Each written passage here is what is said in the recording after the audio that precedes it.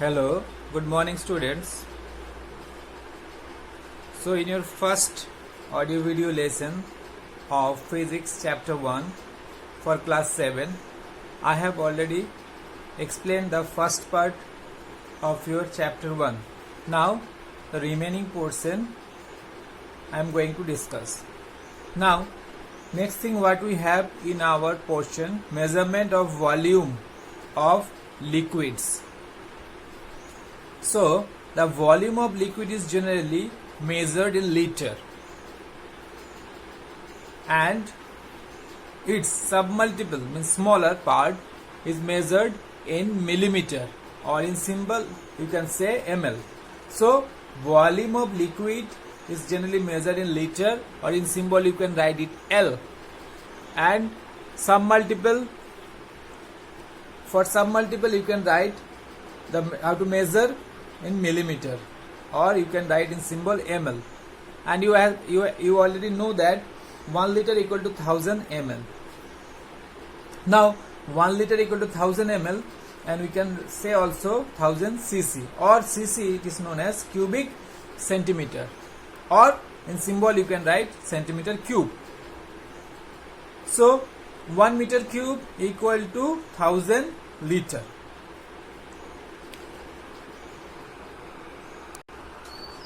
Next, what we have for measuring the volume of liquid, different kinds of measuring vessels are used.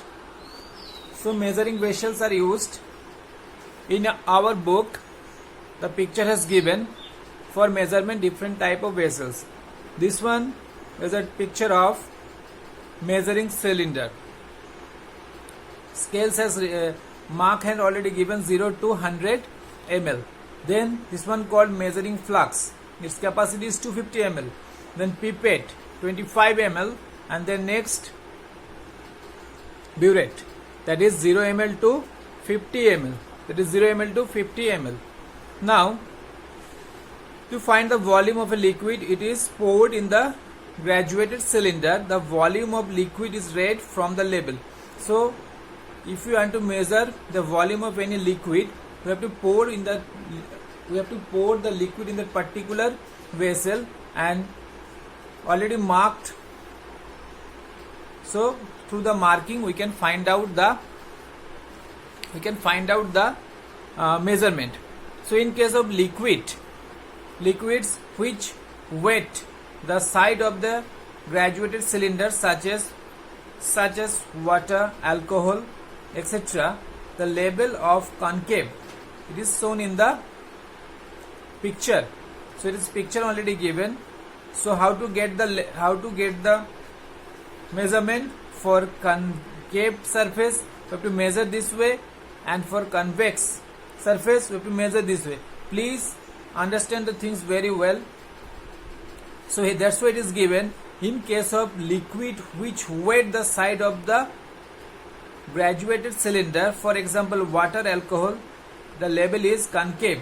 So its label is concave. So you have to measure through this way.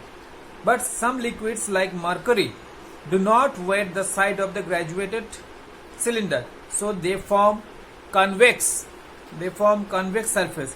Then we will take the measurement this way. So these are two ways we will take the measurement of the particular liquids. Then next is given how to measure the volume of an irregular solid by measuring cylinder. This is very important and things to know. First of all, we take a measuring cylinder and almost half fill it with water. You see that there is a measuring cylinder and almost more than half I am filling. In this case, here we are measuring up to this much, 60 ml, more than 66 plus ml. Then how it's the lowest part of concave surface, as I already told, concave surface, because the reason has already given. The liquid which wet the side of the graduated cylinder is known as, for example water, alcohol, is known as concave surface. So in this case concave surface. Now record the volume of the water. For example, we take the volume of the water as x cc. Now will tie a solid to a fine cotton thread and lower the solid gently in water. So if we lower the solid gently in water, what will happen? What will see? That the water level will increase. Definitely the water level will increase. So the level of water in the measurement cylinder will increase as the stone displaces. So as the stone displaces the water, so its level will increase. For example, we'll take the volume of the water. Record the volume of the water. So we'll get the new level. We consider that level is Y. Now the volume of the stone will be, now how will get the volume of the stone? It is the difference between these two volumes. That means here in this case Y minus X cc. For example, if we take any value Y 75 and X 50, so if we subtract these two, we'll get the particular value, that will be the volume of the stone. That this way we can measure the volume of an irregular solid using measuring cylinder. In our next session we have measurement of density and speed. So first we need to know what is measurement. Measurement of density of speed, we need to know what is density. According to the definition, density, mass per unit volume of a substance is known as density. Mass per unit volume is known as density. Mass per unit volume is known as density. So if we consider, that means density equal to mass by volume. Per unit volume in the sense mass by volume. Here density, D stands for density, M stands for mass, V for volume. D stands for density, M for mass, V for volume. Now after that, one question will come to our mind. So what will be the unit of density? The SI unit or the standard unit of density is kg per meter cube or kgm to the power minus 3. As you know, density equal to mass by volume. So mass kg and volume is meter cube. That's why kg per meter cube. If we go for CGS unit, it will be gram per centimeter cube. M for mass, M for mass, and M by V. Density D equal to, as you know, density D equal to M by V. M for mass, V for volume. So in CGS unit, for mass gram and volume centimeter cube.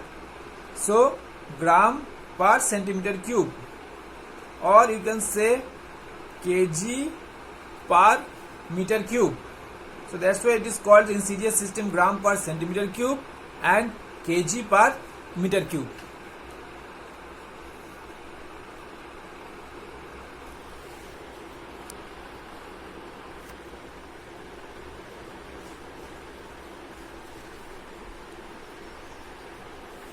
Next given, determination of density of a solid by using a measuring cylinder. The same process what we followed last we'll see. After that we'll get the mass y minus x centimeter cube. That will be the volume of the solid. We have already done volume of the solid y minus x. That becomes, if we consider that value v, so I am writing, so in case of volume it will be v, and mass we are denoting mass by m. So that's why density we are getting mass by volume, and if we are using in CGS unit, so unit will be gram per centimeter cube. Now next thing what we have, determination of density of a liquid using density bottle. To find out the density of a liquid, you use a specific bottle that is called density bottle. A specially designed density bottle of capacity 100 ml. So its capacity how much? Its capacity is 100 ml is used for finding the density of a liquid.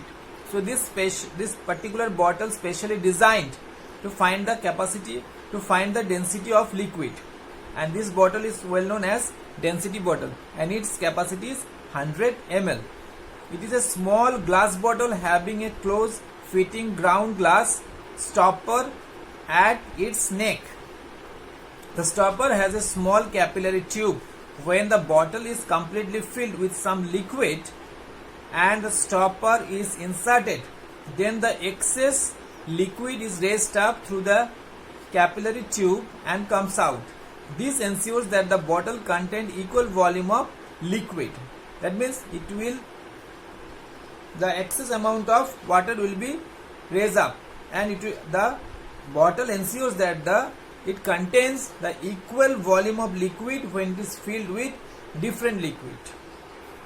So here this density bottle is specially designed to find the density of a liquid, and its capacity is 100 ml, and it is a special designed bottle. It is a small glass bottle having a closed fitting ground glass stopper at its neck. Next we have speed. So what is speed? The rate of change of motion is called speed.